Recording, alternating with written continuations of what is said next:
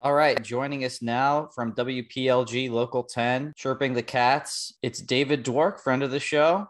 David, how are you doing? I'm good. Good to be back, fellas. Good to see you both, especially you, TJ. It's always good to see you, Ow. David. No offense, Alex. You know I love you, but I don't know. I just feel like I have a bond with TJ. I don't know. I don't know how to explain it. This really hurts. The goalie union is very hurt right now. Why? We've always got that. The goalie union is always there. Yeah, but that should take precedence over whatever bond you have with TJ. All right, David, you know why you're here. We know why you're here. The listeners know why we're here. The Formula One race on Sunday went really down to the wire. No, I Oh don't my know anything god. of Formula One. Oh my god. Can you believe what happened to Red Bull? And then Ferrari going 1-2. Unbelievable. What a start to the season. Crazy, crazy. Speaking of red, Claude Giroux is a Florida Panther. You got to meet him today, the press conference. Just give us a vibe check. Claude Giroux in the room. How are the vibes? The vibes were almost as good as that segue. No, it was very cool seeing. I mean, it felt like wow, like all of it was funny because like we're all kind of hanging around in there, and they're like, okay, Claude's gonna be coming in a minute. Everybody, make your way over to the seating area. And as we're going over there, all of a sudden, I looked over my shoulder, and there's Claude Giroux, and it was a very like, oh shit, it's real, it's happening, he's here. Um, but no, I mean, he seems like just like we've known, he's a very down to earth, uh, cool looking guy. Was very honest with us today. He wants to win. He did not see it coming because obviously, who goes into a season thinking you're going to suck? Um, I guess you guys can insert your favorite Canadian team joke there. Um, but no, like it was just the situation happened how it happened. We kind of saw it play out from our end because it was really no secret that Giroux wanted to come to the Panthers. We didn't realize it was only really the Panthers. That was the team that he decided that was who it wanted to be. But yeah, he said he just every time he watched them play, he just loved to see them, loved the style, thought he'd be a great fit, and I'm anxious to see how it plays out on the ice. Yeah, and I mean, I think part of it also is the fact that he stays on the Eastern time zone, because I doubt his kids are coming down for a couple of months. I'm sure their whole family is staying up in Philly. Come down for a weekend or something like that. But I'm sure the fact that he's staying on the Eastern time zone really played into it as well.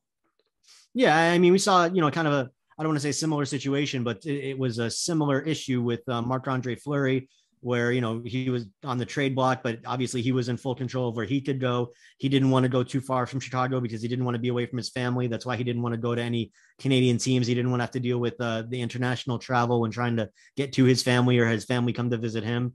And he ended up on a team that geographically was as close to Chicago as you could get is in terms of teams that were in the goalie market. So yeah, I'm sure that may have played a part in Giroux's decision as well. But yeah, at the end of the day, the impression that we got was he wants to win a Stanley Cup. He's 34 years old now, and the second future Hall of Famer, if you want to call Giroux a future Hall of Famer, to choose the Panthers this season to chase a Stanley Cup. Yeah, I mean, he's definitely a future Hall of Famer. One thing I wanted to ask you, because I was thinking about it as we started talking about it, when was the last time the Panthers ever did, or even really anyone did, a press conference for a deadline rental? Like, that's kind of how big of a deal Claude Giroux is. Yeah. I think the presser was going to be the deadline presser with Zito. And I think just the way the timing worked out and the fact, because usually a deadline edition is on the deadline. So they're not going to speak at the deadline presser. In this case, the deal happened a couple of days ago. So I think it was more like the dominoes kind of for the chips fell in the right way. But I mean, to your point, as big as the deals are at this point of the season, to kind of have it in a way where Giroux could come. He practiced with the team. They had an informal skate today up in Coral Springs. So he was able to get on the ice and kind of test out the facility, see, his new digs for at least the next few months. I'm sure it was a long day for him, because he did his hits on the NHL Network. He did the presser, he did the practice. He's in a new city. And then tomorrow, the true practices start. Thursday, the games start. They got 3 games in Canada over the next few days. I believe it's Montreal, Ottawa, Toronto. I'm just anxious to let it play out. They've got 20 games left, guys. Mm-hmm. And they've got this team there's no arguing at this point. That's the best Panthers team ever constructed to ever hit the ice. How's it going to end? Like Yeah. I want to fast forward to the end. Let's see what, what's going to go on. Let's get to that part because I want to go ahead and drink some champagne out of the cup already. I just want to get to the playoffs. I want to see how it plays out at that point. Obviously they're a favorite to win the cup at this point, maybe the favorite. Them in Colorado, I guess you would have to argue, are the two guys that you would expect to be there. But like, we got to see it play out. Like at the end of the day, they haven't won a playoff round since 1996. That's a long time. That's like, I was in 6th grade in 1996. I didn't know what the hell was going on in the world, but I knew the Panthers were good.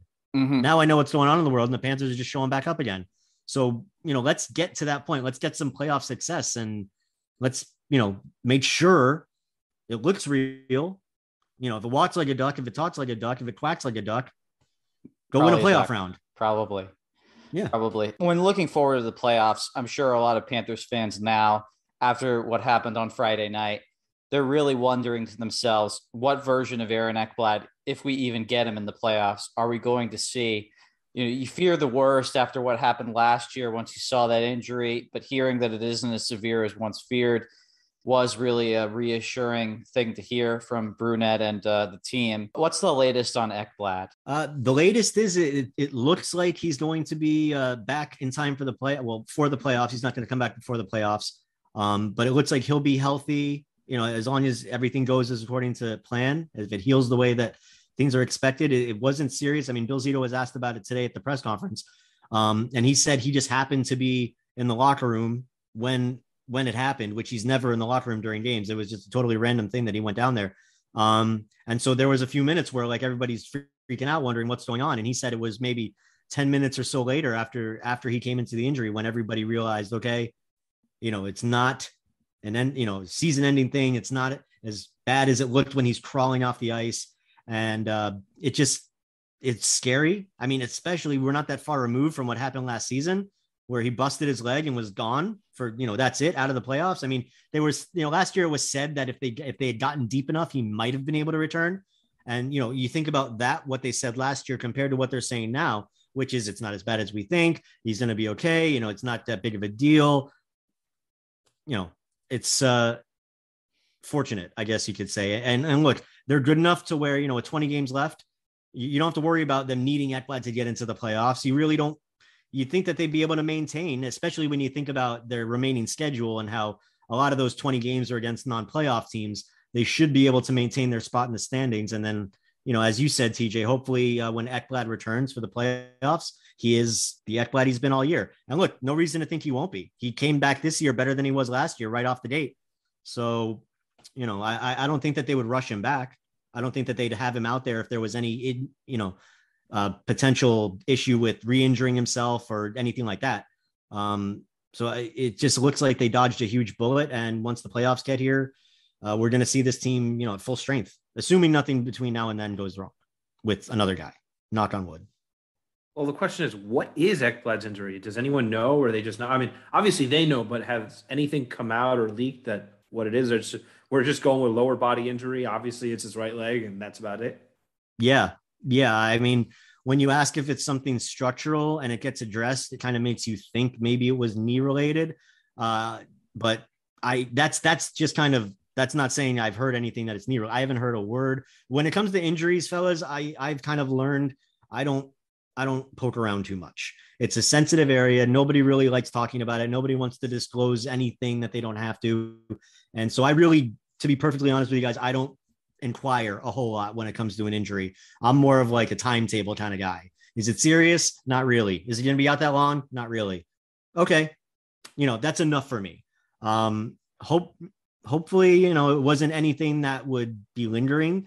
Maybe, it's just like a bad muscle thing, but I mean, I don't like to even start like guessing or trying to figure out what an injury is, just because it could be so many different things. So I wish I had a better answer for you, Alex, but to be honest, like this is just an area that I've learned to leave alone. Mm-hmm.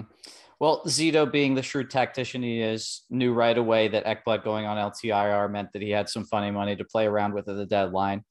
And they make two moves with that funny money. They go out and get Robert Haig from the Sabres for a 6th round pick. And then they get a 6th round pick in addition to Igor Korshkov, former Maple Leafs draft pick, for taking on 25% of Max Domi's salary in a trade that ultimately sent Domi to the Hurricanes. What can you tell me about those two moves from Zito's perspective? And if there was anything else that he potentially was looking to use that LTIR pool to do? Yeah, I think, in terms of the moves that were made today, I mean, you saw the Panthers recoup a draft pick, a late round one, but, to pick up a little money in the Max Domi three-team trade. You got a draft pick there. I really don't know what the thought is to do with the young man whose name is escaping me that they got in that trade. He's been playing in the KHL for the last couple of years with Torpedo. He really only played that 1 year, which I think was 1920 in North America, which was mostly with the Marlies in the AHL. Korshakov, thank you very much, TJ, for trying to save me by typing it in the chat to make me sound smart there. I appreciate you, brother. But God, I totally lost my train of thought there because I was so impressed by TJ. Sorry again, Alex.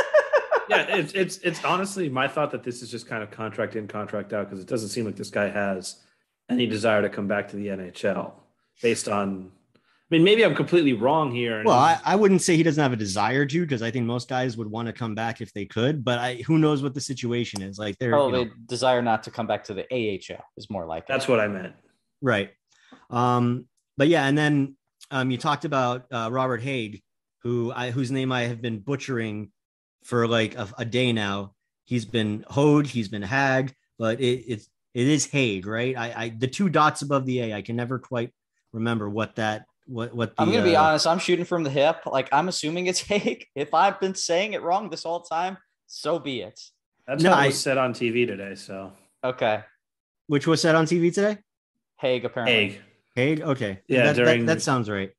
Well, we're gonna speak to him tomorrow in Coral Springs, or I assume it's in Coral Springs. We're gonna speak to him tomorrow after Panthers practice, so we'll be able to find out for sure. But either way, the more that I have talked to guys about Robert Haig, just what I knew about him was just that he's a really good shot blocker and he's good in his own end.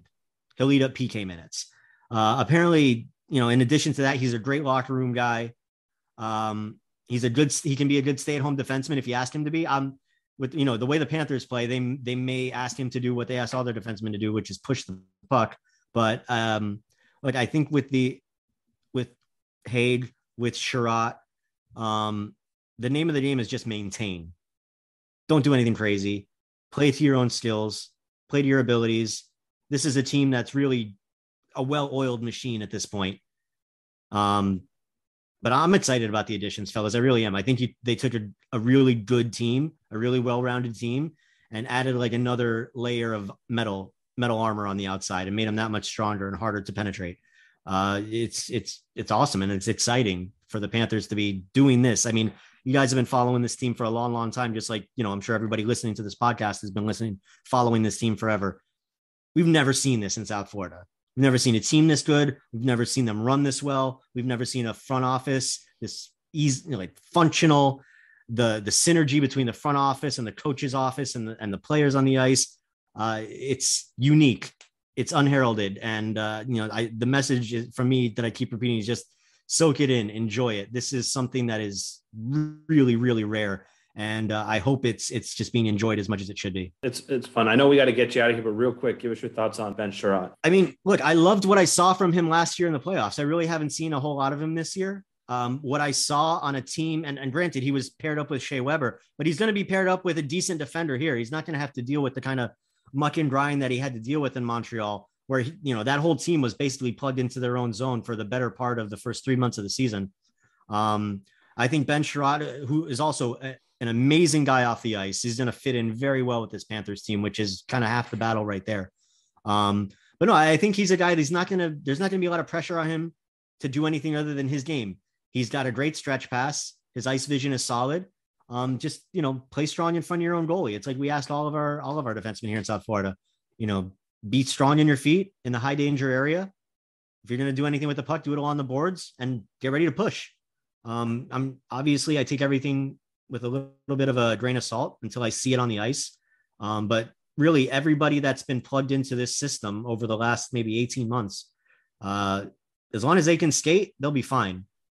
Ben Sherratt can skate. All right, David, thank you very much for joining us. What do you got cooking right now? Any new Chirping the Cats and anything new on local10.com, etc.? Yeah.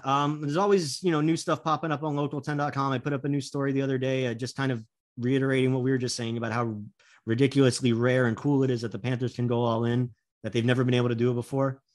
And Chirping the Cats, I'll have a new one probably going up tomorrow. I'm going to chat with my buddy David Pinota from the fourth period and kind of get his take on the insider behind the scenes angle of how the trade deadline played out when the moves the Panthers made. So there's always something cooking over here.